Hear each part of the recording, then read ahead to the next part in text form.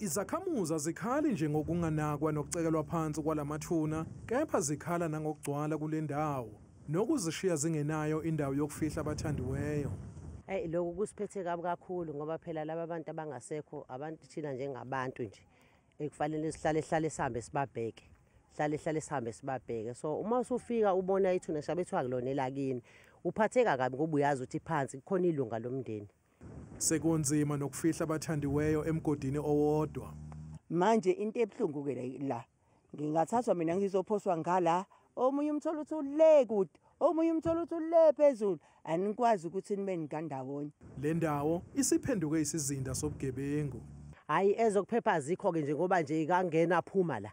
Abezinkampani zabangcwabi nabo bathi kuyakhathaza bakubona kulamathuna asetafuleni eNanda ngoba basakwazi ukungcwabela abantu ngendlela enesizotha nenhlonipho.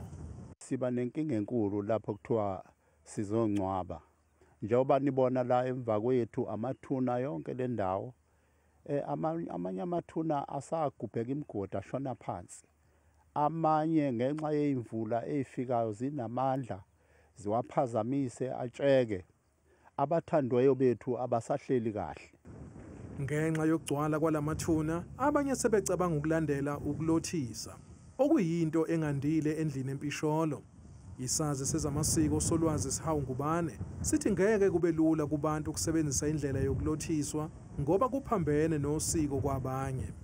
We believe that there is afterlife. So a person who is deceased must be treated as a person who's going to live.